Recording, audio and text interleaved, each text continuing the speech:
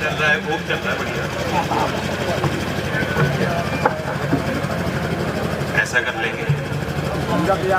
देखिए, सभा तो काफी लंबी चाहिए और आप सब बुद्धिजीवी हो, वो पहला चुनाव नहीं देख रहे।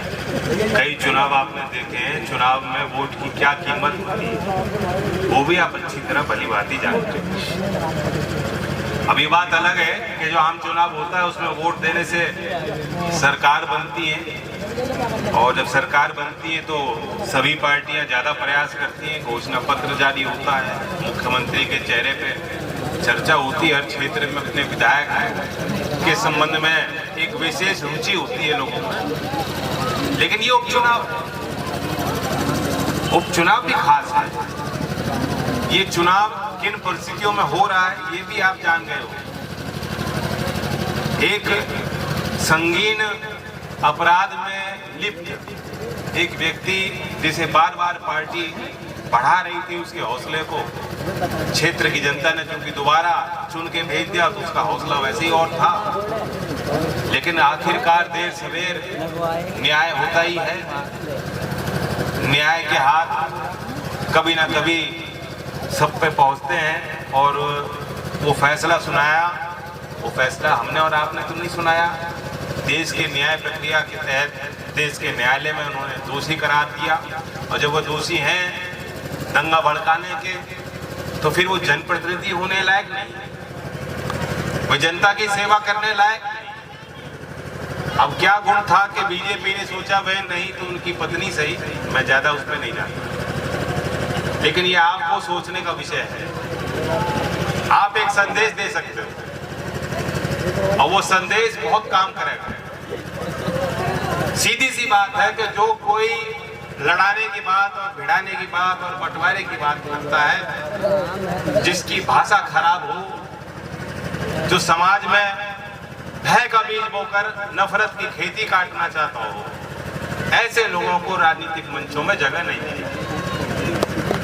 और एक तरह से सजा तो उनको कानूनी तय जो मिलनी है मिल गई, आगे और मिल सकती हो, लेकिन एक इस तरह की राजनीति पे अंकुश लगाने का फैसला इस फैसले की घड़ी में 5 तारीख में आप, कारण तो और भी बहुत सारे हैं कि हमें वोट क्यों करना।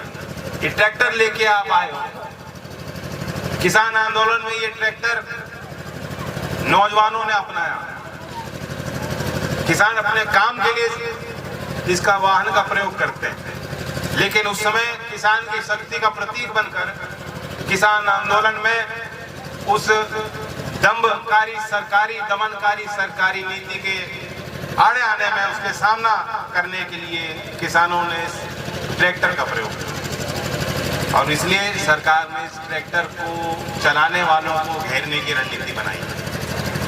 ट्रैक्टर पे सवारी किसान नहीं ले जाएंगे, ये अव्यावहारिक फैसला, और किसी सरकार ने ऐसा फैसला नहीं लिया। उत्तर प्रदेश की भारतीय जनता पार्टी शासित सरकार ने फैसला। गढ़गंगा मेला है, उस पे आप जो परंपरागत तरीके से गांव के लोग अपनी सवारी सजा के जाते थे, उस पे आप नहीं ले जाएंगे। ये प्रतिबंध अनाप शनाप लगता है, अव्यावहारिक लगता है। आखिरकार सरकार पीछे हटी, लेकिन ऐसे फैसले सरकार ले ही क्यों रही है। ये गन्ने के खेत जो मैं देख रहा हूँ, मैं आज मांग करता हूँ कि सूचना मिली है 30 तारीख में मुख्यमंत्री यहाँ प्रचार करने आ रहे हैं। स्वागत करता हूँ, आइए, अच्छी बात है, ये किसानों की धरती है। लेकिन जब आप आए, मेरी मांग है कि आप पहले तो किसानों से माफी मांगिए कि जो आपने किसानों को वादे किए थे, वादे आपकी सरकार पूरा नहीं कर पाई। इन किसानों से पूछ भी लीजिएगा कि पिछले साल से मुकाबले इस साल में, इस सत्र में जो गन्ने की फसल है, जो पैदावार है, वे कमजोर हुई कि नहीं हुई। जो घाटा सीधा किसान का है। इस सरकार की नीति समझ लीजिए, आपकी पैदावार कमजोर होगी तो वह घाटा में जोखिम भी आप ही को उठाना है, सरकार मदद नहीं करेगी। और आपसे पूछ रहे किसानों से, योगी जी मुजफ्फरनगर में आके कि लागत कितनी बड़ी है और दाम तय करें। माफी मांगे आपसे कि अब तक उन्होंने दाम घोषित क्यों नहीं किया। किसी काम में ऐसा होता है क्या कि आप अपना माल बना के दे दो और पेमेंट मांगो ही मत।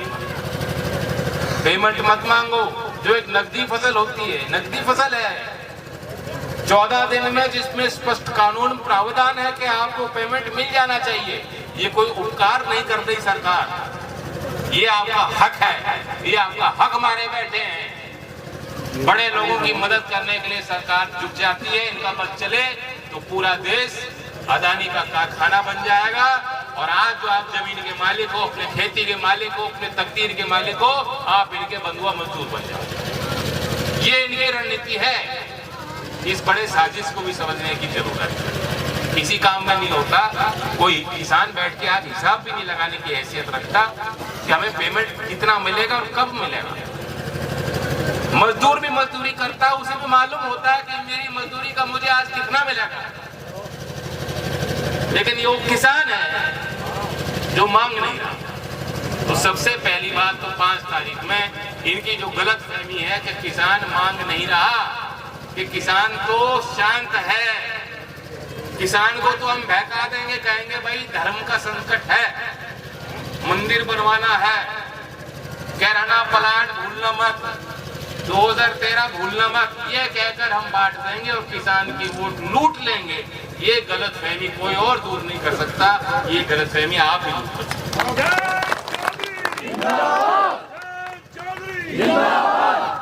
और कुछ हासिल होने वाला नहीं इतना। सरकार तो बदलेगी नहीं, इसको हमें सहन करना पड़ेगा, हमें आपको मिलकर, और छाती अड़ा के रहेंगे। जब लोकदल बेहद कमजोर थी तब भी हौसला हमारे कार्यकर्ताओं का था, और आज तो दोबारा आप सबके सहयोग से मुजफ्फरनगर और शामली जिले को मैं दाद देता हूं, जिन्होंने इतनी ताकत दोबारा दी, फिर खड़े हो गए हिम्मत के साथ।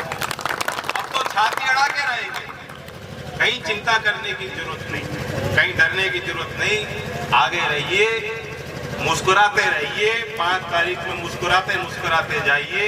ये जीत आपकी होगी, इसका श्रेय आपको जाएगा, इसकी मिठाई हम आपके साथ खाएंगे, और इसका नतीजा ही निकलेगा कि ये आज तो सरकार किसान के लिए दाम भी नहीं घोषित करना चाह रही। ये जैसा ही नतीजा खुलेगा, मैं मानता हूं कि जो सरकार ने सोच रखा है कि हमें दाम नहीं बढ़ाना, हो सकता है नुकसान जब उन्हें दिखाई दे तो दाम भी गन्ने का आपको बढ़ा के दे सकते। हमने तो अपने मैनिफेस्टो में ऐसी ऐसी मांग रखी थी, हमारा विधायक एक और बनेगा तो हमारे विधानसभा में जो विधानमंडल दल आपके यहाँ सामने है वो कहेगा कि हमारे मैनिफेस्टो को लागू करो।